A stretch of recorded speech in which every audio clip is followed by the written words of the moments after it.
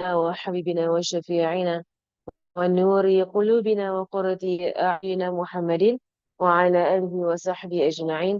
نوينا التعلم وتعليم وتذكر وتذكير والنفع والانتفاع والفرد والاستفادة والحث على التمسك بكتاب الله وسنة رسوله صلى الله عليه وآله وصحبه وسلم ودعاء إلى الهدى ودلالة على الخير ابتغاء وجه الله ومرضاته وقربه وثوابه سبحانه وتعالى مع لطف وعافية برحمتك يا أرحم الراحمين. اللهم إنا نسألك علما لدني ومشرب الصافي الهاني يا وهاب يا غني. اللهم إنا نسألك علما لدني ومشرب صافي الهني يا وهاب يا غني. اللهم إنا نسألك علما لدني ومشرب صافي الهني يا وهاب يا غني. وصلى الله على سيدنا محمد وعلى آله وصحبه وسلم والحمد لله رب العالمين. اللهم صل وسلم على سيدنا محمد المأمون على العلم المضمون والفهم المكنون من سر الكاف ونون وعلى آله وصحبه وسلم.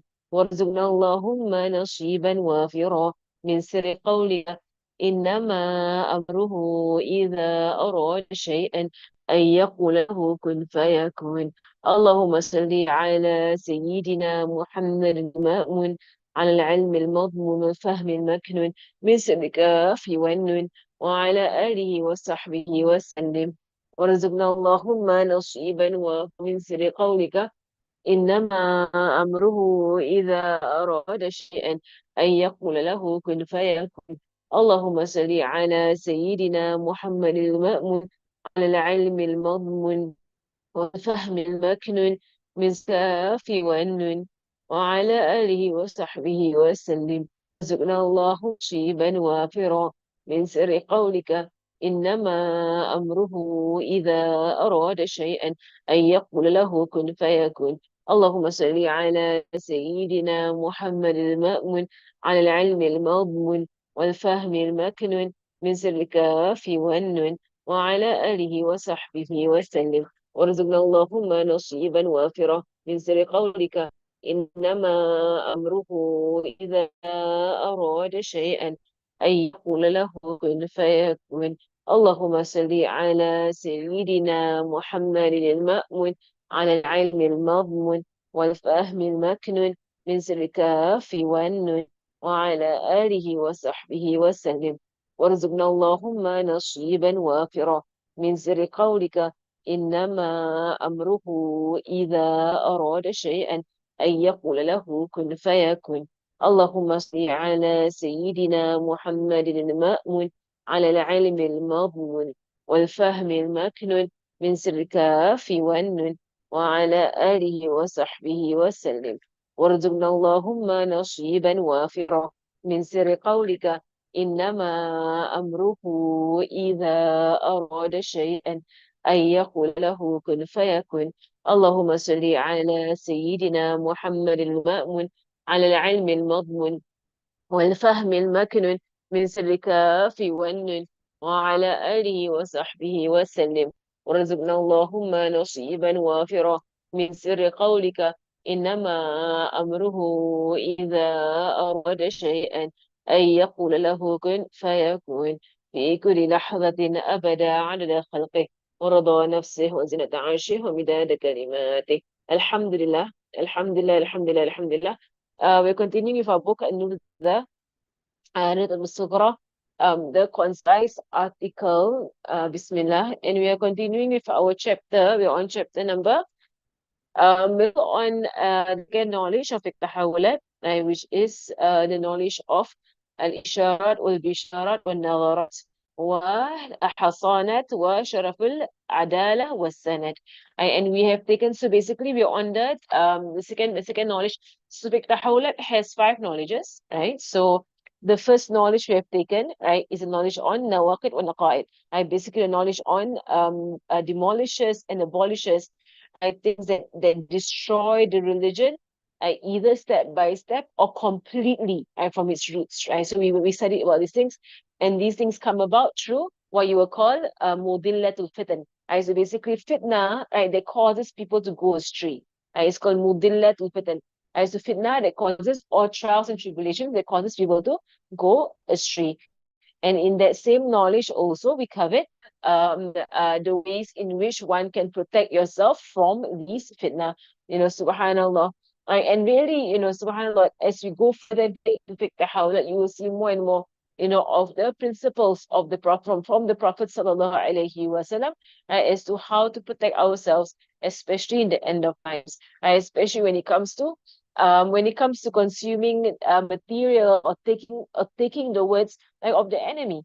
Right? As you know, subhanAllah, if you go into the history of Palestine, right, there is a hadith whereby Rasulullah sallallahu alaihi wasallam spoke about the different eras, right, in which there will be fitna after fitna after fitna, there will be tribulation after tribulation after tribulation, right? And he mentioned, in one of the hadiths, he mentioned that there will be a tribulation, but it will happen in secrecy, right? It will happen in secrecy, right? And it will happen under the feet of a man, right, who will claim to be from the Ahlul Bayt of Rasulullah sallallahu alaihi wasallam. And Rasulullah said in the hadith, this man will claim to be from me, but he is not from me. Indeed, the ones who are from me are the true people of piety, that means the muttaqun. They are the true believers, the true people who are from the Prophet sallallahu alaihi wasallam.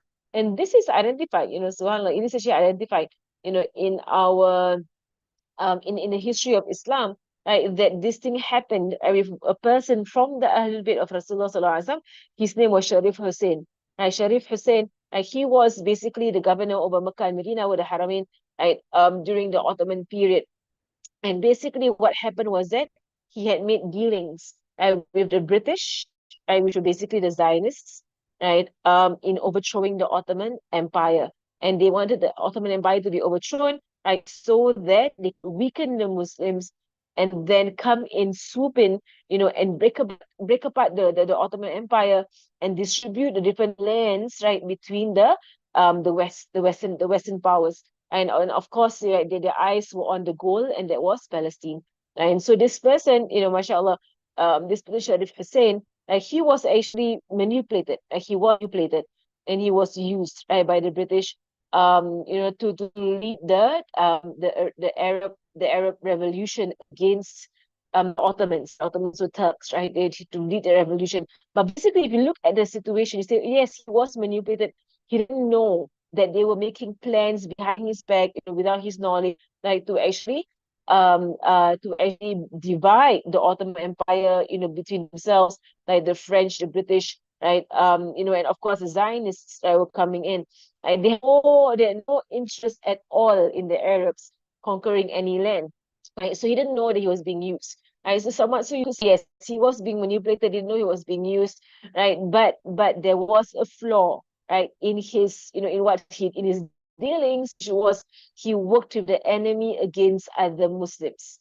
And he did that. He worked enemies, he worked with the British, he worked with the Zionists, right? And he got them to back him up as he, strove through the Ottomans, right, who were Muslims, right? They were Muslims. So again, in a sense, Muslim against Muslim, using the enemy to back them up, right? Of course, they will never, ever, ever, end in your favor.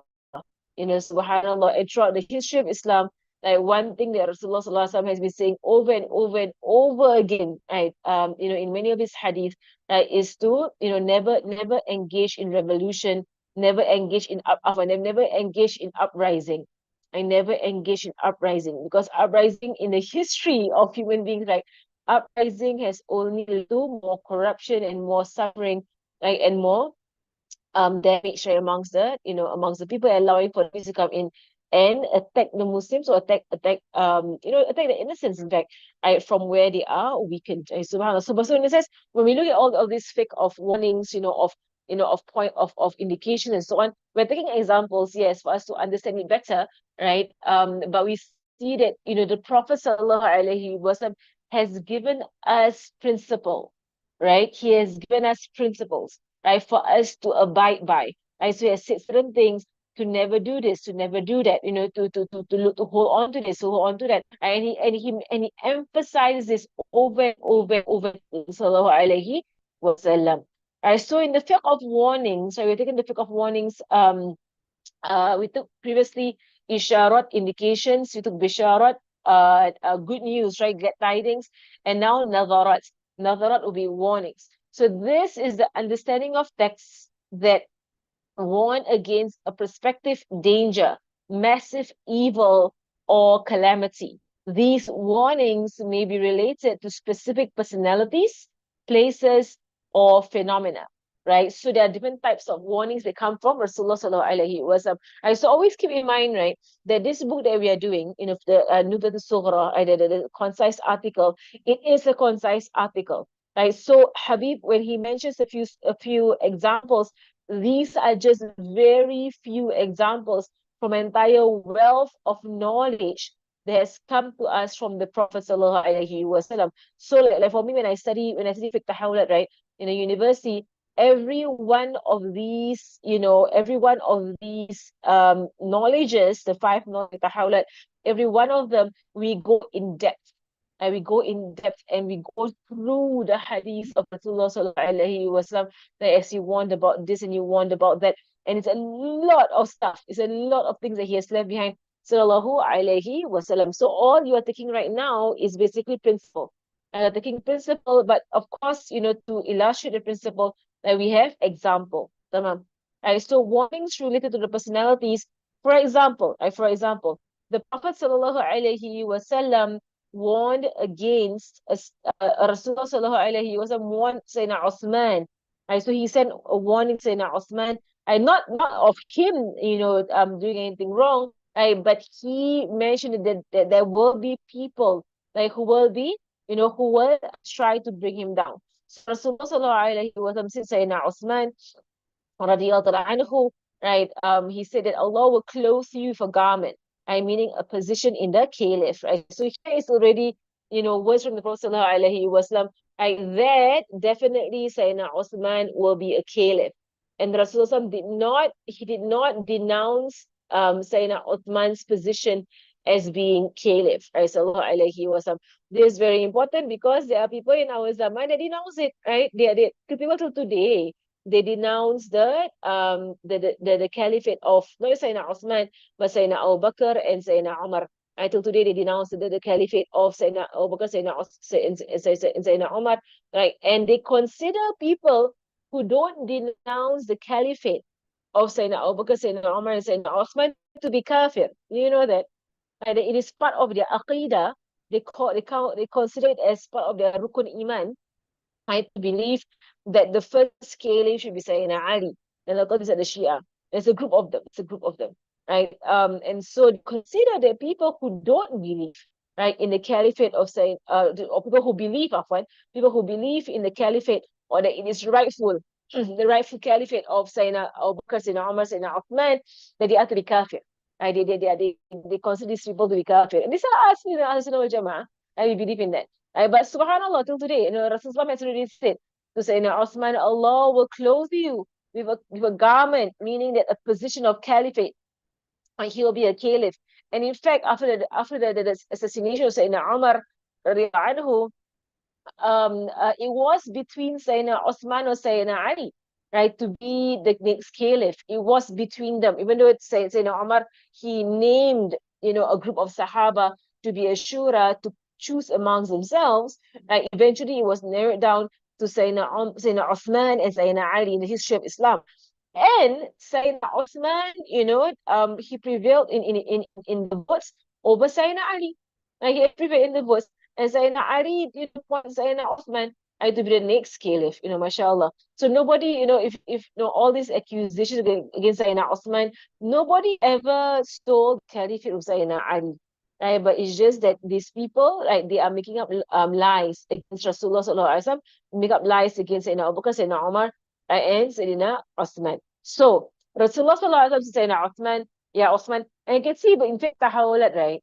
It does require, a lot of understanding of the past, right? To be able to understand things that are happening right now here, right, in this present time, and also in the future, right? So it is, I know, like sometimes it can be a bit, overwhelming. Like you be thinking, I don't know all this history. I don't know what happened. I don't know what happened in the caliphate. I don't know what happened even in the life of Rasulullah sallallahu alaihi wasallam. And a lot of matters that happen. But Alhamdulillah, this is why we have our ulama, we have our scholars, and our scholars, they will lay things out for us.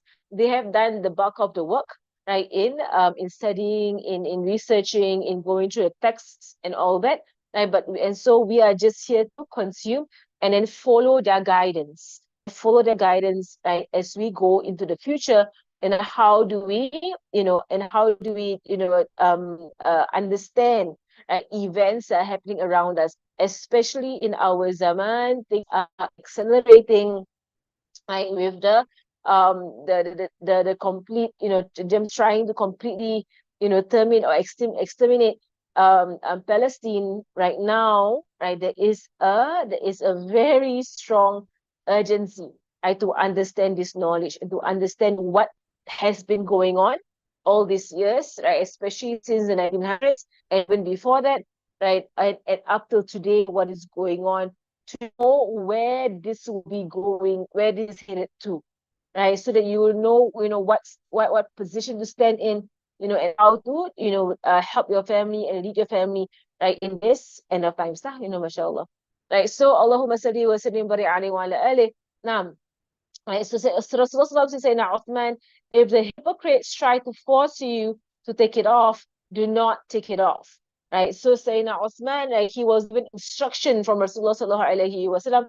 In another narration, Rasulullah said to him, fast on that day, you will break your fast with us. Right. So fast on that day, you will break your fast with us. And that happened. It was day of Arafah, in fact. Where Sayyidina Uthman was attacked in his own home, and Muslims climbed over the walls of the Hussein Uthman, and they scaled over the walls of the whole man, right? And they killed him while he was reciting Quran, right? While he was fasting. Like, he was fasting on that day, right? And he was, it wasn't Arafah, it was probably in Muharram. I think it was Ashura, right? But it was a haram month. It was a haram month, I remember. It was a haram month, and he was fasting that day. As Sayyidina Uthman, anhu, right? And then they scaled over the walls of his house. They killed him, while he was reciting Quran, right? And that Quran is preserved till today. You can actually see it where the blood fell, right, from Sayyidina Uthman. Subhanallah, Subhanallah. Right? So Rasulullah informed Sayyidina Uthman. He warned him that this will happen. You will be made caliph. Like, don't step down from position. And that is why Sayyidina Osman never stepped down from position, because he was given the instruction from Rasulullah Sallallahu Alaihi Wasallam not to step down from position. Right. So otherwise, Sayyidina Osman, it is not his character to one position. It is not in his personality to actually one position. And he was a very shy person. He was a very reserved person. He didn't like to be, forward, in matter, right? So, and in fact, all of the four companions, none of them wanted position, right? Nobody who understands the responsibility of position actually wants position, right? Subhanallah. Right? So Sayyidina Osman, but because they are placed in they are placed in positions of leadership and authority, and it is their honor, right? It is a trust on them that they took it, right, and did not leave it because of instruction from the Prophet sallallahu alaihi wasallam, out of obedience, right, to him sallallahu alaihi wasallam. Right? And Rasulullah called these people hypocrites. So the words that were used, right, by Rasulullah sallallahu alaihi wasallam, against the people who rose up against Sayyidina Osman. And of course, these people, a lot of them were manipulated. And in fact, you see, majority of them, they were manipulated by the Yahud. He was the Yahud in the time of Sayyidina Osman. And it was well known, it is well known, who was the Yahud, who was the Yahud who pretended, to be a Muslim.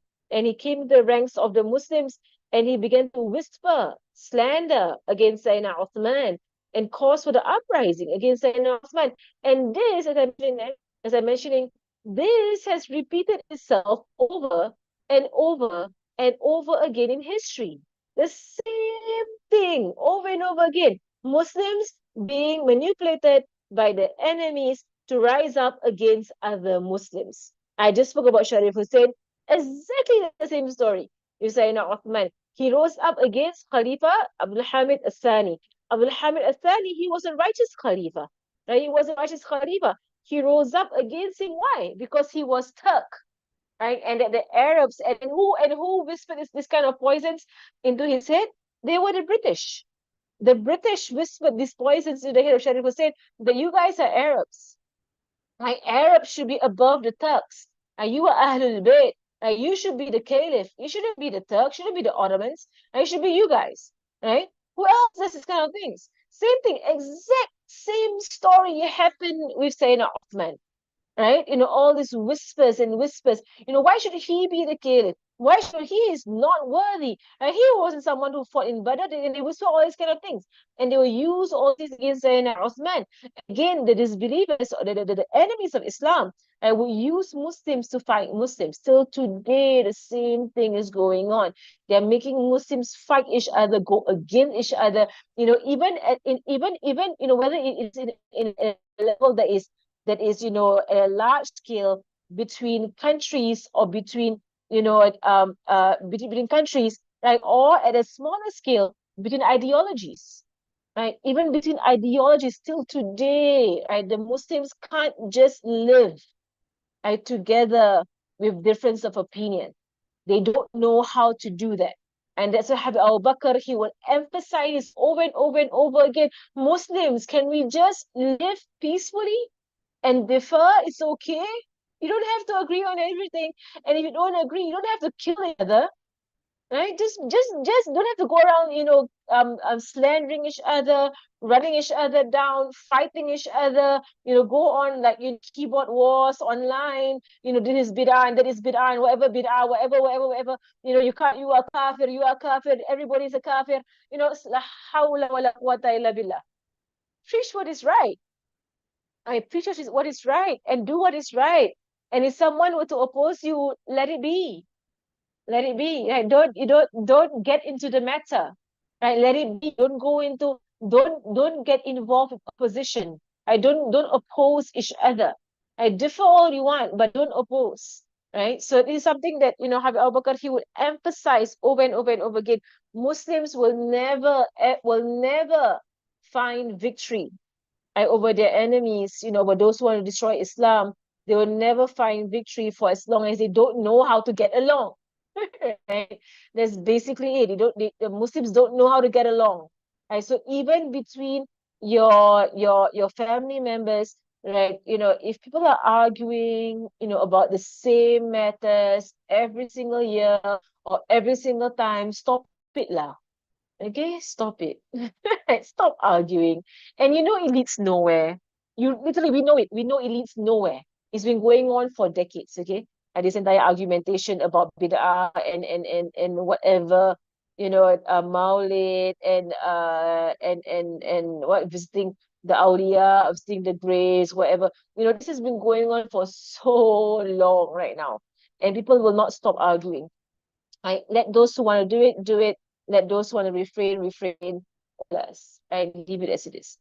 That's our lesson from this issue here, okay? That do not allow, and you know what? This entire argument in the Muslim Ummah, every single, you say break or crack, or fight within amongst the Muslims, this thing, every single one of them was triggered off by the enemies of Islam.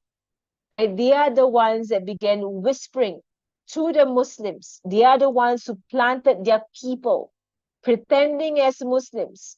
Right? They are the ones who planted the people. If you go into the history of it, you will see they are the ones who planted their people in the ummah in the ummah of Rasulullah alaihi wasallam to whisper to people, right, to fight each other. Is the enemies. That's how they conquer.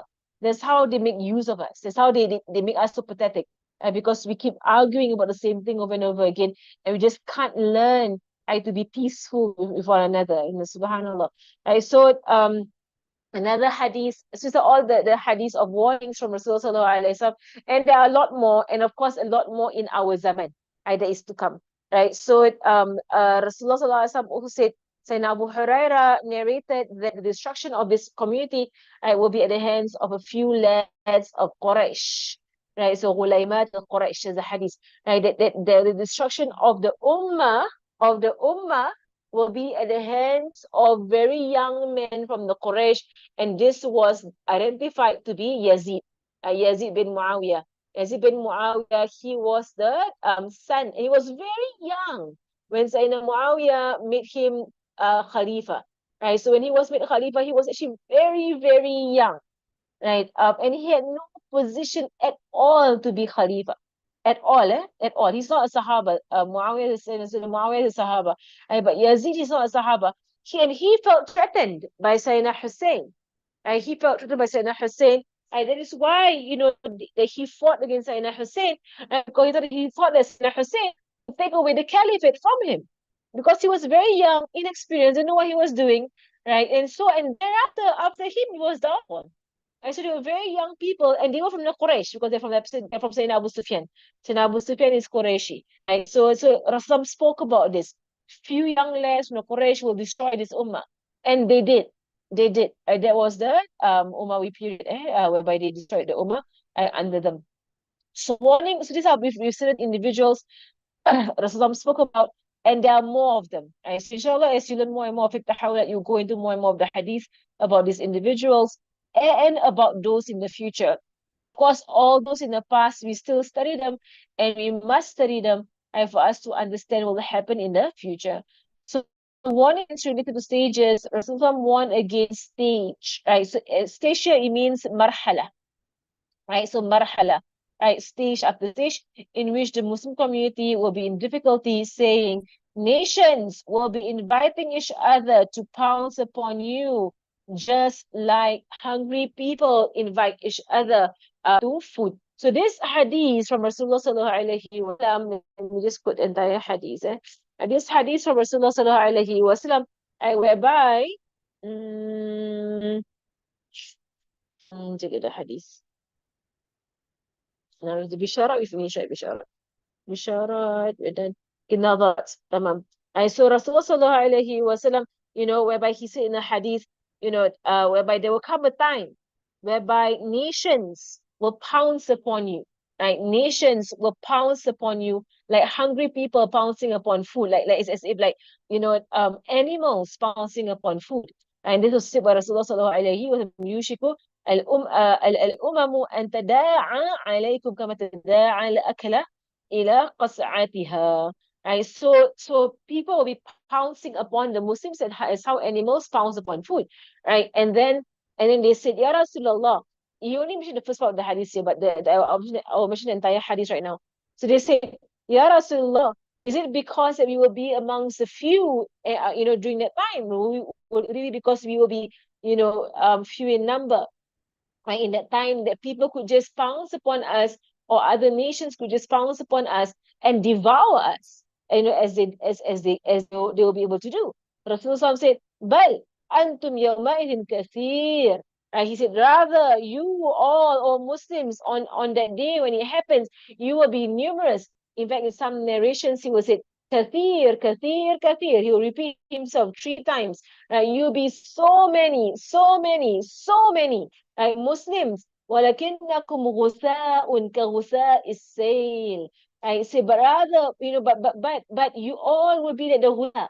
And I hope you have been hearing this word ghutha all this while. I've been saying the word, we are in the marhala ghutha'iyya, ghutha. And this word ghutha comes from the hadith. Rasulullah said that you all will be numerous on that day when people will just devour you. But how? How will you devour the Muslims?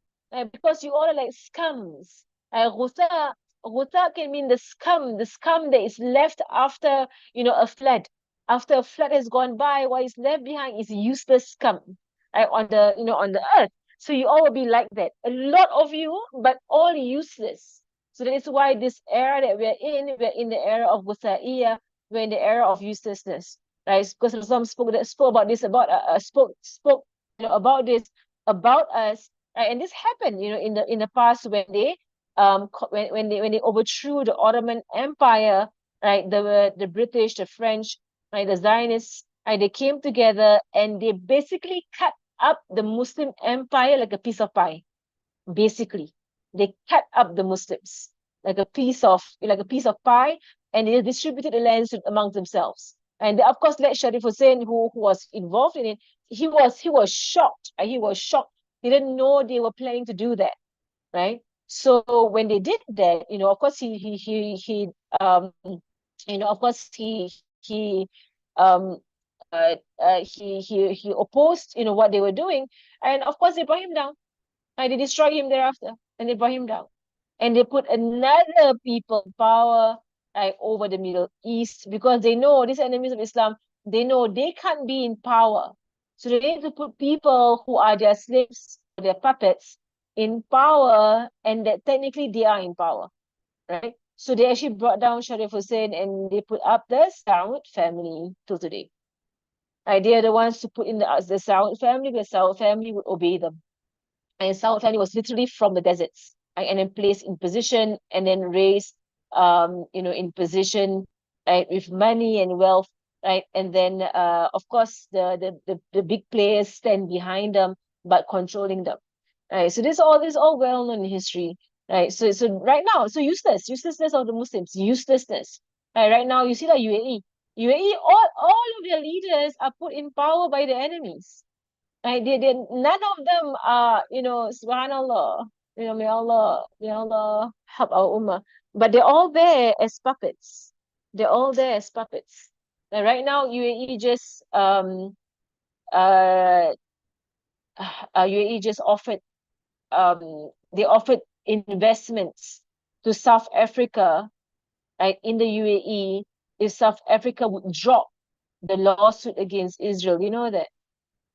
UAE, no, this is Satan, semua Satan. They're all shayateen. Right? They are working with, the shayateen. Right? That is why they are intercepting rockets, that are aimed at Israel, right, from other Muslim countries. That is why they are pumping money into Israel. Right? The moment they cut their oil, the war stops. Right? The operation stops. The moment they cut the oil, it stops straight away, straight away. But it's not in their hands. It's not at all in their hands. They're placed there as puppets. Like, the real people who are behind it. All of this you will learn in fiqh tahawulat. You will see more with all of these things. So in a sense, you live this era, like with knowledge. You know what's going on. And you know who you cannot hope in.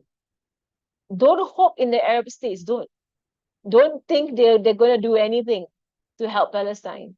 At all. At all. They're on the side of the enemies from start to end. They were created by the enemies. What do you think? Right? If you understand that, people are like, how could Saudi do this? How could UAE do this? How could no, they were formed by the Zionists. Do you get it? Do you get it? Like the Saud family was placed there by who? The Zionists. Do you get it? Right? The Zionists are in control of Saudi Arabia, and they're in control of the UAE. Do you not get it? Right? So people are like, look, you say, how could they? How could they? Is their boss, and there is workers under them. If you understand that, right? Subhanallah. Right. So it is really, so this hadith, right, speaks exactly about what happened in the Middle East after the World War, with the collapse of the Ottoman Empire. Rasulullah actually spoke exactly about what happened, behind closed doors, under the table, agreements, right, manipulations, and whatsoever. He spoke about all of these things that happened from the 1920s, onwards, right, till today. So right now, we need to revisit all history for us to understand what's going on today, and to understand where this is headed. What are we expecting right now? Are we expecting, an end to this? Not for some time, unfortunately. Right? It's sad lah. It's sad. Right? But they've been doing this for generations. Right? So it's not just, Palestine that they are doing this too. And the same thing, the Zionists, they were the ones that went to America. Don't think America was formed just like that? No. Right? America was formed. I mean, they killed millions, millions. I think they killed, about 75 million Native Americans, massacred, and 75 million or 80 million Native Americans in America to produce or to form their country and their country where the Zionists rule. They did that already in America in the past, before social media, so no one saw the brutality that was afflicted on Native Americans. They've been doing this for a long time. It's just that in this zaman, because of social media, everything is being exposed. So they in the past they just do it. They just go around and they just plunder and kill and don't care, and nobody will hold them to account because they just do it. Look at the Native Americans, right? From like it was they were like 150 million Native Americans in America when Columbus came, and Columbus is one Satan, one big shaitan. He's a big shaitan. Columbus, big shaitan. They're all shayateen, right? He went there and that was what they were going to do. They were gonna ethnic cleanse the entire land, and they did it. It was because of them also that Africa is pushed into this kind of poverty that Africa is in. It's because of them, the same people, from start to end, the same group of human beings, from start to end, right? The Zionists, this is evil, evil ideology. And they're the ones that cripple Africa till today. Right? It's all them, right? So and yet, what do? We welcome their entertainment. We welcome their music. We welcome their culture. Right? We take it all in. We lap it all up. This is the seriousness of the matter, right? That people don't understand how evil the evil behind all of this. Subhanallah. Okay, let me continue with this. So the hadith goes, Allahumma salli wa sallim bari alayhi wa ala alihi. So the hadith goes, right, so lakinnakum ghusa'un ka ghusa'i sayl. And rather you will be at the scum of the scums after a flood. Right? And that Allah subhanahu wa ta'ala says, right, and that Allah subhanahu wa ta'ala will say that Allah subhanahu, he said, Allah has removed from the hearts of your enemy any form of fear of you. Right? Allah has removed any form of fear, towards the Muslims from the hearts of the enemy. In the past, the Muslims, the enemies, of Islam would be in fear of the Muslims. Right? They have so much, haiba. Right? Here in the hadith says mahaba. Mahaba, like this is awe and fear. Right? They don't dare mess with the Muslims. Like when the British and the Zionists, right? When they kept coming at the Khalifa Abdul Hamid II, they kept coming at him and they kept saying to him, and they kept giving him offer after offer after offer. And they would say to him, we'll pay for you this and we'll pay for you that, and we will pay off all of your debts. We'll do all of these things for you if you just give us Palestine, right? And Sharif and Abdul Hamid II, he was an upright caliph. He is the last caliph of the Muslims, and the last real caliph. After him, they were all figureheads. Right? They were all puppets, figureheads. But he was the last one with an iron fist hold, on the Ummah. And so when they kept coming to him, right, to ask, to bribe him, in fact, right, to pay off the debts of the Ottomans, and the Ottomans were in severe debt, because they had done a lot of, rebuilding and construction whatsoever. They were in severe debt. They had offered to pay off the millions of debts that the Ottomans had. They had offered to give them so much, wealth, if they just gave Palestine. And Abdul Hamid Sani, he said to them that if you keep coming at me, right, to try and get Palestine from me, I will call jihad. I'm going to declare jihad, to the Muslim Ummah. I will declare the Muslim Ummah come for jihad. And they backed off because they were afraid of jihad. That was the haiba that the Muslims had. They were afraid of jihad. They backed off. And that is why they found another way, because they knew this was a strong leader, they had to bring him down. They found another way, right, through Sharif Hussein, and they manipulated him and they used him and they caused for an uprising within the Muslim Ummah to break the Muslims and then to bring down the caliph that was the block to them to getting Palestine. He was the block, Abdul Hamid Zani, he was the block. He would remove, right, the Zionists from the lands of Palestine. He will not allow the Muslims to sell their land to anyone, right, from the Zionists. He made it. He banned it. He banned it, and he would basically expel them from the land because he knew what they were up to.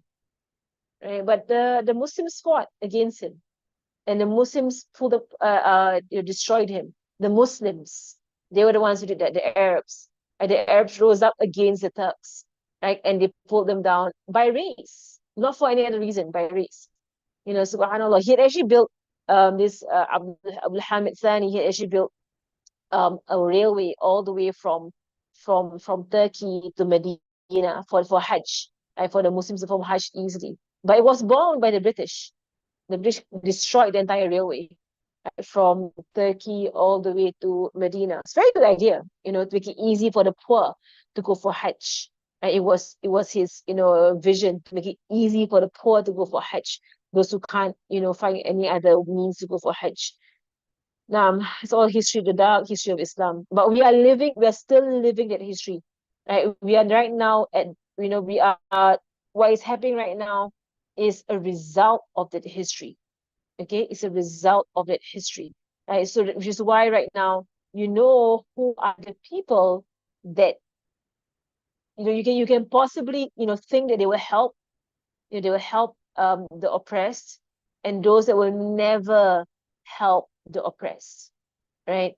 And of course UAE, Saudi, Dubai, all of them, they are not on the side of the Muslims. They are not on the side of the Muslims. But that is how the enemies control, by not being forefront, because they know the Muslims will not accept the enemies as their leader, right? So they hide behind. Okay, that's what they're doing. So the hadith, going to the hadith, okay? So the hadith, Rasulullah said that, but Allah will place in your hearts, O Muslims, wahan.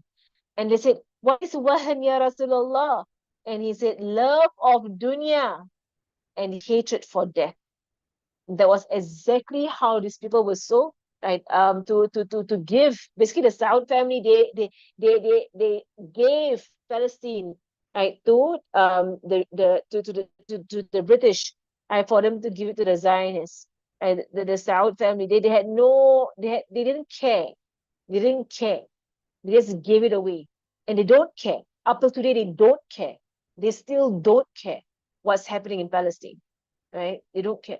And all they care about are their pockets. The money is wahan. Rasulullah called it wahan. Right? It is love of dunya. They only care about their millions that they have in Saudi Arabia.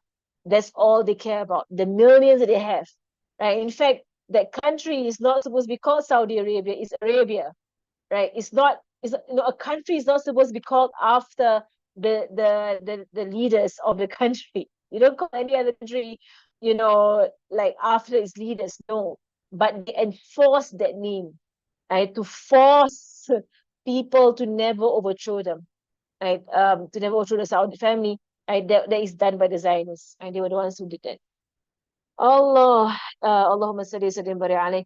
Now, Rasulullah Sallallahu Alaihi Wasallam also mentioned about the pitchback old camels that are about to arrive. So basically, this entire hadith about the pitch black old camels about to arrive. Rasulullah Sallallahu Alaihi Wasallam, if you know about camels, right, and how camels work, okay, the pitch black camels, right, when they sit, they don't get up, right? So the Arabs knew this. They knew that when these, very heavy camels come and they sit, they literally don't get up. So which means that when this fitna comes, and when all this fitna come, they are here to stay. Right? They are here to stay. They will not be removed except with the coming of the Mahdi and Nabi Isa. So this fitna, be prepared, this fitna is continuous. It began in the 1900s and is going to continue all the way till whenever Allah has decreed that a Mahdi will form.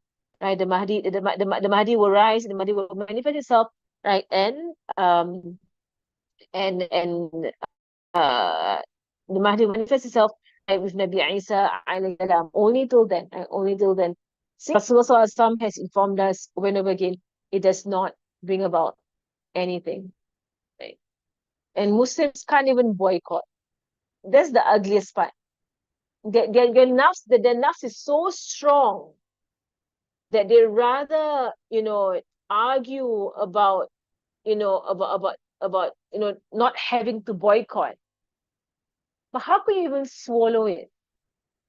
Even if you don't think it's gonna do anything, or you think it's not, gonna hit Israel whatsoever, how can you swallow, or consume from a company that they clearly, blatantly show their support for the genocide? I don't understand how can you even swallow that.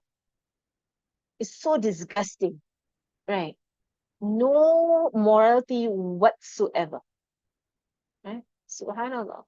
Right. So Allahumma salli sayyidina Muhammad. Okay, about Shebuti, he was right. He was right. You see, from start to end, Rasulullah gave one rule: do not uprise. He gave one rule: do not uprise, no matter who is your leader. There is a hadith in Fiqh as well. You're going to learn later on. It's a hadith whereby he says, Allah Islam, whereby he gave them he gave a lecture, and it was a lecture that was very intense to the point the Sahaba got scared. They actually got scared, and they said, Ya Rasulullah, it seems that you're giving us a lecture of you're bidding us farewell. So give us advice, because he was very intense in that khutbah. So he said, to Rasulullah, give us advice.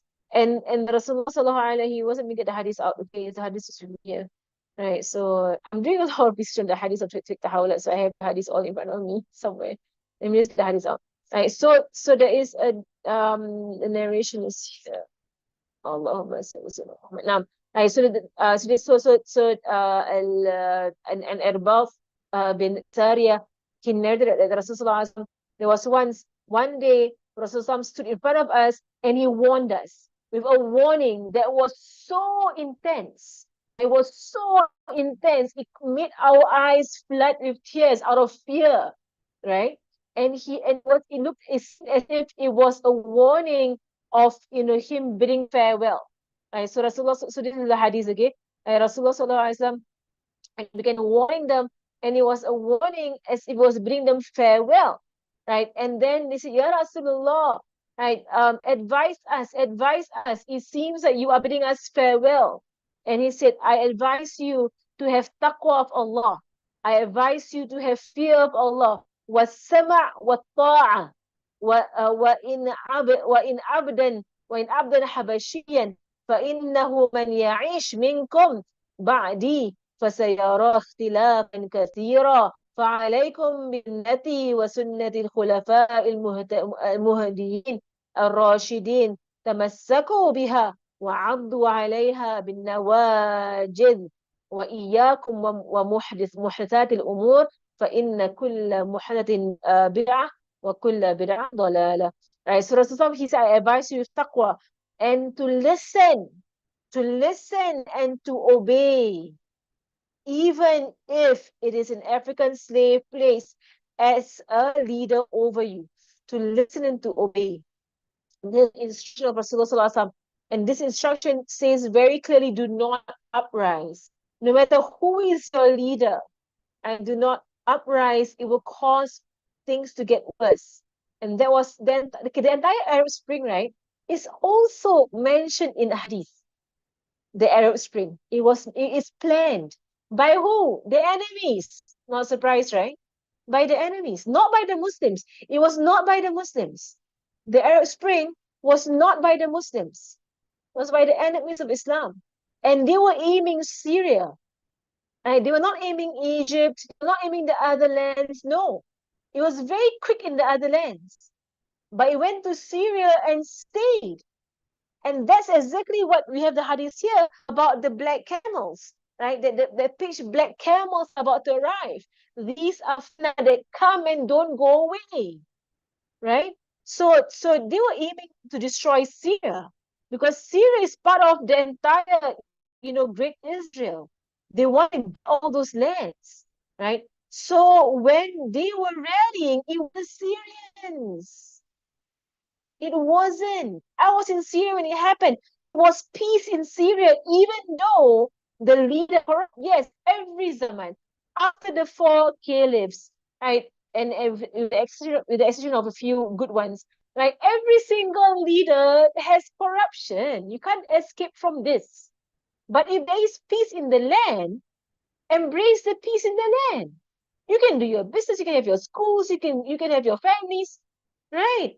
So railing against corrupt leaders is worse than having the corrupt leaders rule over you, because when they get their way and they're taking all your money, which they are, at least you can live. And when they rose up against the leader, what happened? It was bombing non-stop. They lost their homes, they lost their job, lost their school, lost everything. You get me? Right. So Sheikh Bhuti, he was acting on the words of the Prophet Sallallahu Alaihi Wasallam. Do not rally against anyone. Do not, even if they are evil, do not. Do not. Right? And you see the history of human beings, history of human society, right? Any rallying, against a leader, right? Is placed there over the land is a leader. I'm not saying, an oppressor, right? Like it's there now, Israel is an oppressor over Palestine. Okay, they're not leaders, they're oppressors. Okay, but their president, right? Any uprising against a leader will lead to worse situation, to lead to worse destruction. It will. And you will see it happen over and over and over and over and over again. Because why? With an uprising, right, it creates a very weak society or a very weak country. And a country that is weakened, what happens? The enemies they come right in. Exactly what happened to Syria. Don't think that the West, they're not in Syria, they are. They are in Syria. They cause, if you can't cause the people inside to destroy the land themselves, they will, wage war, like what they have done, like to other parts of the Muslim world. They have waged war on these parts for no reason.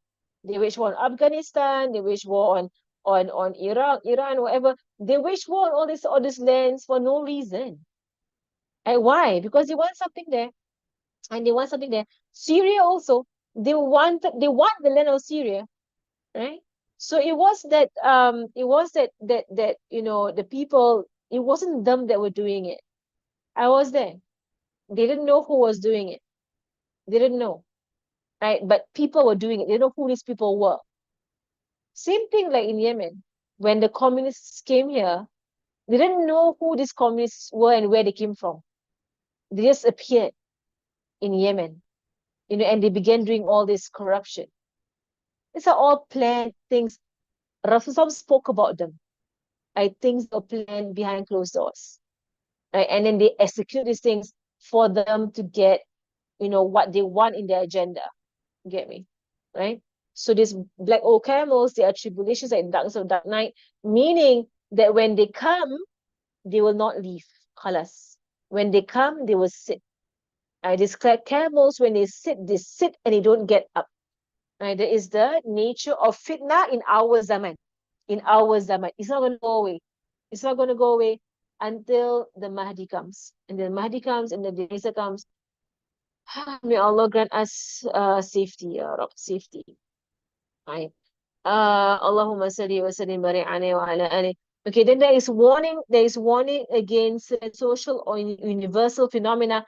It's very important for us to understand. Right. All of it is important for us to understand, right? The Prophet ﷺ said, when you notice or when you see إِذَا رَأَيْتَ شُحًّا مُطَاعًا, and when you see When you see people becoming overwhelmingly stingy, and you can basically classify people who refuse to boycott Israel under here. You care so much about your McDonald's, they don't care people are dying. I mean, overwhelmingly stingy.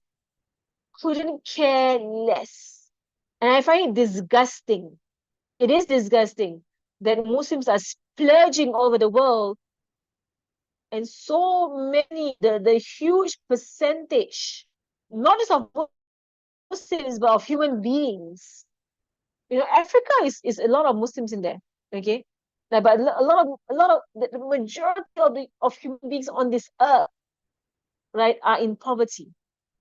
It's disgusting. There is somebody showed me a video about someone, I Muslim, I didn't see her name, but apparently a celebrity or something. I don't know who she is actually. But apparently, but she placed on her social media about not splurging on designer bags. Then she spent 150 USD on chocolates. Eh, wasn't 150, it was 500. 1,500 on chocolates. It's just like, this is exactly the words of Rasulullah Sallallahu Alaihi Wasallam. Like, what would possess a person to boast? What kind of world are we living in that people are suffering all around? Even if you do it right, don't show people lah. Why are you showing people? And why are you boasting online? Spend 1,100 on chocolates in the same world that people are suffering from hunger. What in the world? Like, it's gross, right? So when Rasul said shuhan muta'an, overwhelmingly stingy, like grossly stingy. They are so it's gross how stingy they are. You get me? Right? And really, like you can't even stomach that. How? People who are having property after property after property, just hoarding all this wealth, buying car after car after car, going for luxury after luxury after luxury. When is it enough? Enough, khalas. Enough of the dunya. How much are you going to consume? And I cannot understand the entire, branded stuff culture. Like buying branded bags, buying branded this, buying branded that. It's all about the name, it's all about the brand, it's all about you're just being fooled, right? The entire diamond industry is big, scam, is right? Just being, being manipulated into buying all this stuff, all this jewelry. It's a huge scam. No, buy for my wife, this and that, and buy all kinds of, and you spend thousands on these things, thousands, on these things. They're just pieces of metal and rock. That's all they are, right? It's the entire world, right, that has scammed us. And in going on this, on this terrible, line, on this terrible lifestyle, right? Other people suffer, right? Other people suffer. Okay. So Rasulullah SAW said that إِذَا رَأَيْتَ شُحًّا وَعًا. So now he's warning about an era. This era is exactly our era, okay? We're right here. We're right here. Our era.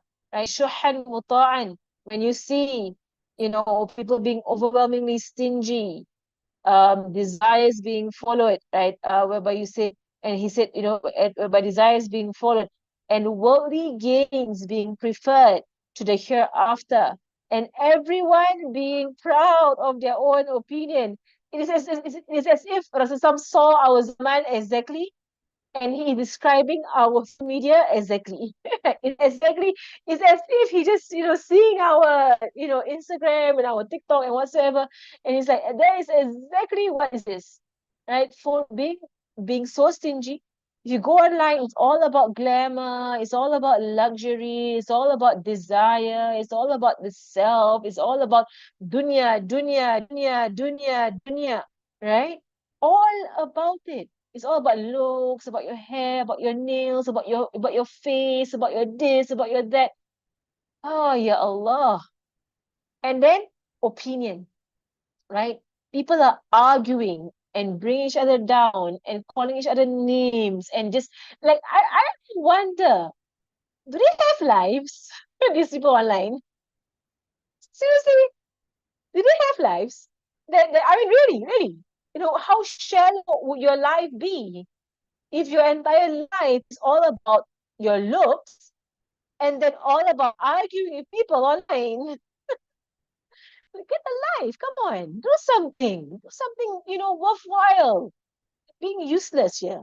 Exactly, there was Ghuta, just useless human beings doing nothing with themselves and going online and arguing, the entire time, not benefiting anybody. Right? Wala hawla wa quwwata illa billah. So Rasulullah said, in his hadith, so when you see shuhan muta'an, so when you see, you know, uh, uh, uh, miserliness being followed, wa hawa'an muttaba'an, and you see desires being followed, right? And then you see that they will prefer dunya over akhirah. They will prefer to spend their money, right? And they will go to all this, luxury places, all of this, very, I don't know what do you call them. Right, basically, all this, Western, like countries whatsoever, and they have not done their umrah. They've not done anything, religious. Spend the time doing something religious. After graduation trip, go lah, study, man, the 4 days come. All right. I mean, you graduated, come lah, 40 days. Why not, right? I go and learn something, go and do something. I spend your time, traveling here, traveling there, wasting all this money. Why? Why? Why? Hmm? Right? So subhanallah. Right? So preferring the world over the akhirah, not spending enough time on your akhirah. People, even when they want to go for classes, they want to learn something. If it's akhirah classes, people complain so much, about the time, the cost, the this, the that. Right? But when it comes to dunyawi classes, oh, no complaints. Right? They will pay however much they want. I saw someone posted this classes on dance classes in Singapore for children, dance classes, and it costs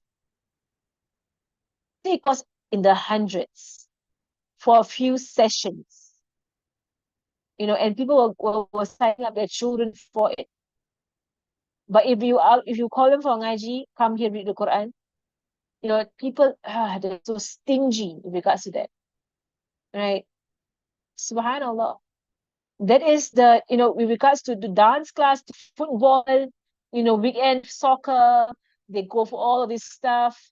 They put their kids in all this stuff to learn all these things. They'll pay the price and pay the price. See what happens later on as it goes. Pay the price. They pay the price. Right. And then when it comes to religion, no time, my child is tired, it cannot make it's too expensive, it's too far, it's too this, it's too that. But dunyawi stuff, no problem. I go as far as they want. And like we mentioned before about how much they spend on concert tickets, the Taylor Swift concert, how much money Muslims who were there and spend that kind of money, shame on them. Right? Shame on them. Right? And anyway, going to theme parks. So huge waste of money. Huge waste of money. Right? All of these things, subhanAllah, that I mean, for myself, I've never stepped foot in Universal Studios in Singapore ever in my life. Never stepped foot, not even interested. It's so expensive and also it's a waste of time. What are you gonna do there? In his Dajjal place. Right. So like my entire I know I'm saying a lot of stuff now. But really, people don't think. Right? Why would you want to go to Universal Studios? Why? What's there? Uh, you're gonna have an Iman boost, is it? Go there and like, oh yeah, this is Dajjal. Huh? What are you gonna do there? When you want to amuse your kids, amuse them in more healthy ways. I find healthier ways to amuse them. They can be easily children. They can be easily amused. But when you make their diets, their staple diet to be facade, to be corruption, then they'll be bored with righteousness. And they can only be satisfied with corruption because you have made them addicted to corruption. Okay? Wala hawla wala quwwata illa billah. So scared to ask, how many here have gone to university students in Singapore? But I'm not gonna ask you. I don't want to know. I don't want to know. Like how many have gone to university students in Singapore? Right? If you have gone to university students in Singapore, make repentance. Right? Repent. Okay, repent from doing that. Now, okay, well, alhamdulillah. Are we having Muna today? Is Muna here? Do you have any questions? Anyone has any questions? Oh yes, you have the entire padlet. I forgot about padlet. Okay, we're gonna continue if fiqh of immunities next lesson, inshallah. Are there any questions? Let me just see the padlet. Is Faraz done here?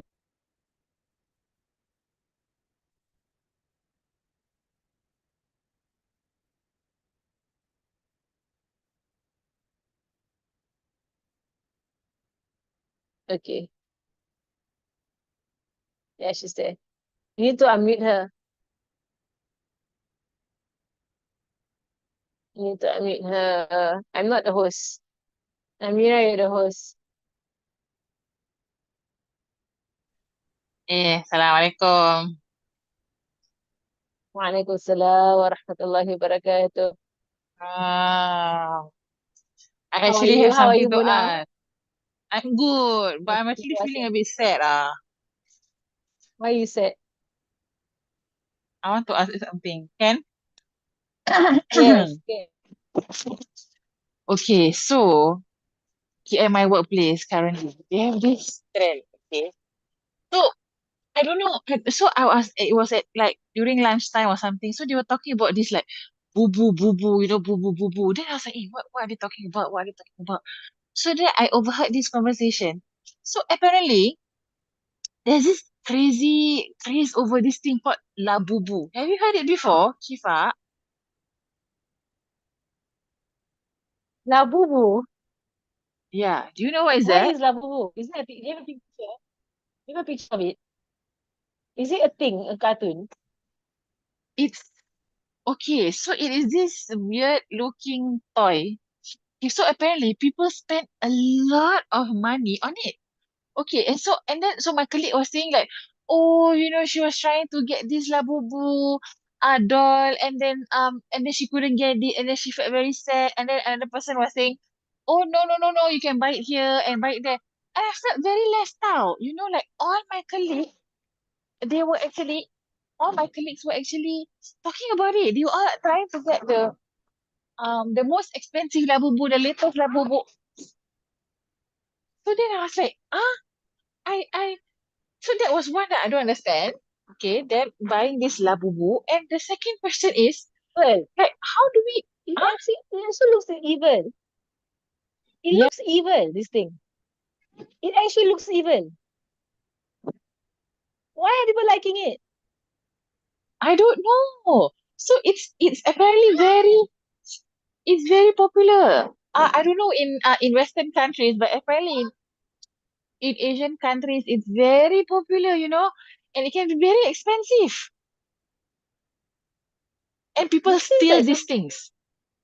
So like if you buy a they Labubu and then you steal. hang in your bag, yeah. So apparently people say, oh, my Labubu got stolen. So like it's becoming a craze now. Yeah. So I'm quite confused, about all these trends. Um, La hawla okay, wala so quwwata okay. illa billah. Yeah, so Mhm. number one, okay, I want to ask about this trend. Okay, number two, right? What if I feel left out? Like people like, okay, I'm trying to change to be better, right, Shifa? And then like You people actually are like having the all this, Labubu thing. huh?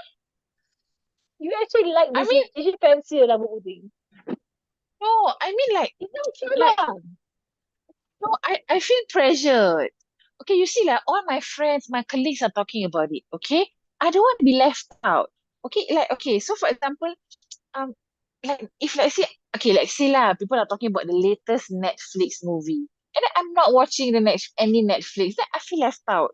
And then like you say we can, and then, not you, sorry, not you, that Ustazah Farhana. She say, cannot listen to music, right? Cannot watch Netflix. Then I so I'm not, I feel very left out if I don't follow all these trends among my friends and my colleagues. The one thing I heard before, Yeah. right? I heard from Ustazah before that whenever there is a crazy, okay, about trends first, okay, about trends. Whenever there is a crazy trend that does not make any sense, and usually don't make sense, right? In fact, you can say all crazy trends. They call crazy because they don't make sense, right? All crazy trends is a big red flag. Do not go near. Just across the board, across the board, like all trends across the board. You don't know what's behind it because Dajjal works in a very, very hidden manner, right? So any trend, that time they had this, baby shark trend. Do you know what the baby shark trend? The It was a song. craze. Yeah, it was a Yeah. craze. It was a craze, right? It was a craze. We don't know what's behind it, but what we do know is that it is mindless. It's a crazy craze where everybody was obsessed. All the kids were obsessed. There was merchandise, but there's literally nothing there. There's literally not there's nothing. Why is it a craze? I don't know, right? So our teacher, and I asked my Saza about it, she said that it is really, you don't these are all signs that Dajjal is behind this. When something suddenly gains in popularity, and it has no, like it's basically it's empty. It's so popular, but it's completely empty. And this one even worse, it actually looks evil. Like Dajjal Yeah. actually put an evil face on it. The baby Yeah, shark I agree. kind of look evil, the shark. A bit scary actually. I thought it was scary because so many kids were going into a trance from it, right?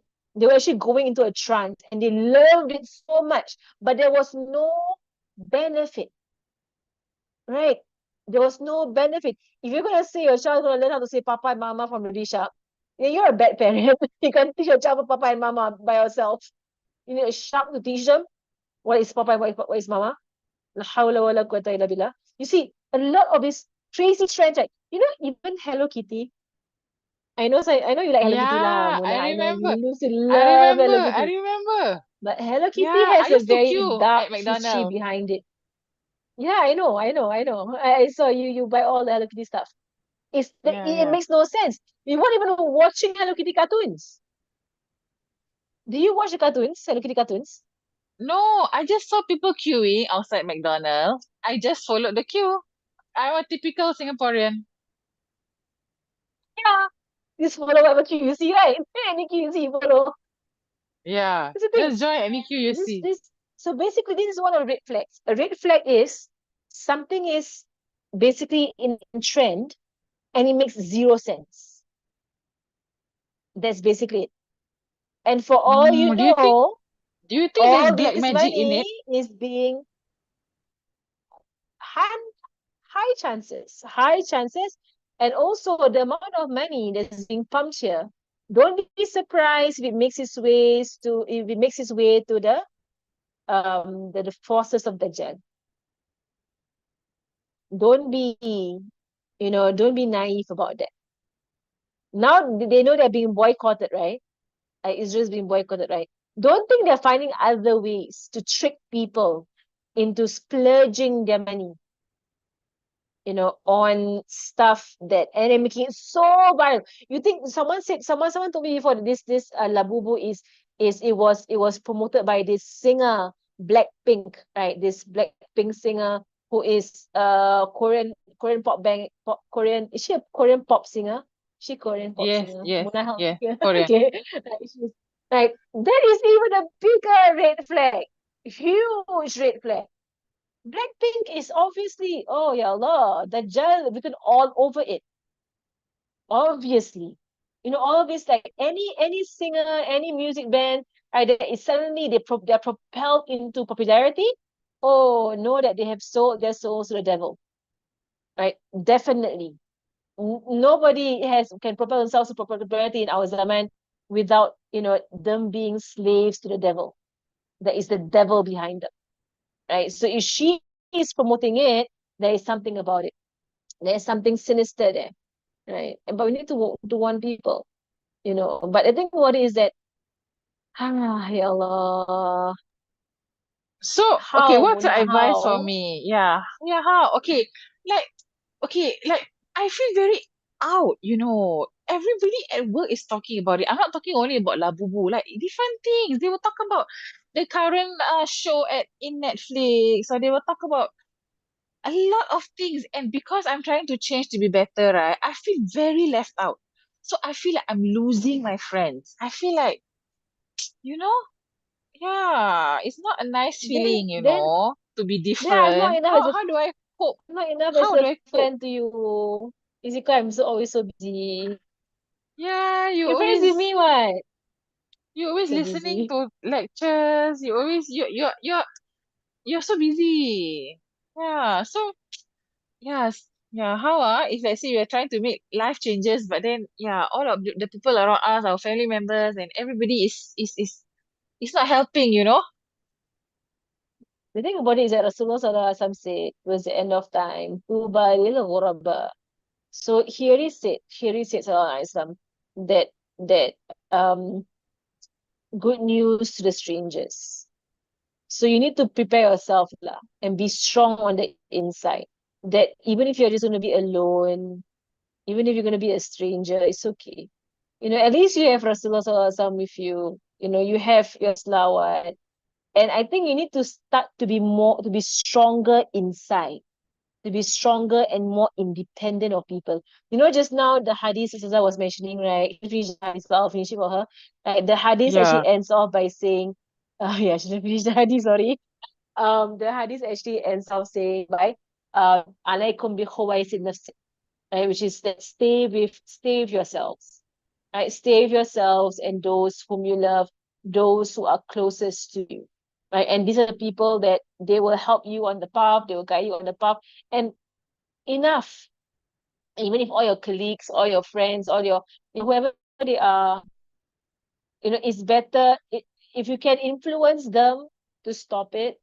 I think we're on the side of trying to influence them to stop it, not having you join them, right? On trying to get them away from this, right? Trying to influence them, but it's no lah. I know I've seen, even in preschools, they bring this labubu thing. Soon it'll be on cakes, it'll be on clothes. Kids will start to dress up as labubu. Don't you mark my words, huh? Mark my words. Kids will begin to dress up as labubu. This thing will just grow, and that we need to start talking lah. But it is this kind of things, right? It's so hard to talk. I used to try talking to people, it's very hard. People will say, you're being paranoid, you're being too over, you're being too strict, you're being too this, you're being too that. Especially But actually, especially it's to young girls, shaitan. especially to young Yeah, and teenage girls. yeah, I know it's very hard. But really, really, really, we must really like make them think. You don't just force them, okay? Make them think. And you see this, this labubu, right? Why is it so expensive? And what's the point in having it? Right? So much money. Right? And then it's ugly. I think it's ugly. Why do people think it's cute? It has a very disturbing face. I am disturbed by this face that it has. I Don't you agree. find it disturbing? It's not a Yeah, happy yeah. face, Yes. right? I find it very disturbing. It's like that thing lah, the one that the kids were watching. What's it called? I forgot what is it called. GBD The toilet. toilet thing. Yeah, yeah, that thing. That is the Yes. most disturbing thing I've ever seen in my life. I wish I had never even checked it out. It is I so know, I incredibly know. disturbing. Ya Allah, I cannot. This is what the world has come to. So you try lah, you try and advise people. If you don't want to hear your advice, you try and talk to them, reason with them. But the last thing is for you to feel like you left out and everything. Be strong in yourself, okay? Be strong in yourself, right? Rasulullah SAW said that hold on to my sunnah and the sunnah of my khulafa. hold on to it with your molars. It means don't let go. Another hadith, he said, hold on to the religion until you meet him by his house, by his pool. So he's gonna hold it on. Like hold on, hold on, hold on. And it's okay, you're gonna be weird. It's okay to be weird. I'm okay being weird. Can you imagine in Mecca, right, in the time of Rasulullah Sallallahu Alaihi Wasallam, the weirdos were the Muslims, right? They were the odd ones out, right? They were different ones. Correct, Anat? Correct, Anak Muna, where you go? Yeah, correct. Thinking. You're right. Okay. Yeah, lah. In time of Rasulullah Sallallahu Alaihi Wasallam, it was, it was they were the strangers in his time. And in fact, inshallah next lesson, right? Inshallah next lesson, Ustazah will share, right, with a discussion that they had in the university, like about the first Jahiliyah, right? The first Jahiliyah that was in the time of Rasulullah Sallallahu Alaihi Wasallam when Islam first came. We are in the second Jahiliyah. Right? So when you're in Jahiliyyah, those people of righteousness and people of enlightenment, they will be strange, right? Where the entire environment is Jahiliyyah. Now, okay. So inshallah, for now, just leave you with encouragement, okay? Be okay being Next alone. week, It's fine. It's I okay got a being alone. question about Dajjal. Okay, I ask you next week, okay? Dajjal. Ah, Okay. You're so far from your sound. Cannot hear you. is it? Hello. Not on the ground. You Hello. We're going underground. Okay. Wait, you're traveling, is it? Okay You lah. got another class, is it? Got another class, is it? You're always listening to No. us, but No. I have no other class after this. I'm okay. You got another question? Next week lah. yeah, start. Next week lah. Okay lah. Okay. Next week. Okay, Thank you, start thank lah. you. Okay. صلى الله على سيدنا محمد وعلى آله وصحبه وسلم والحمد لله رب العالمين سبحانك اللهم وبحمدك أشهد أن لا إله إلا أنت أستغفرك وأتوب إليك بسم الله الرحمن الرحيم الفاتحة أن الله يرزقنا علما نافعا وعملا خاصا إلى أرواح معلمينا ومشايخنا وانزل بالحب علينا وإلى حضرة النبي محمد صلى الله عليه وآله وصحبه وسلم الفاتحة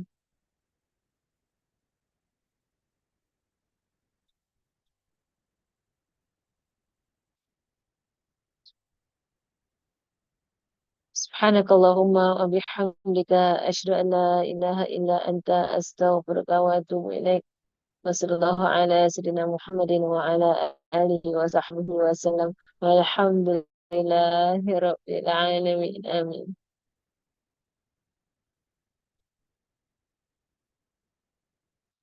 السلام عليكم.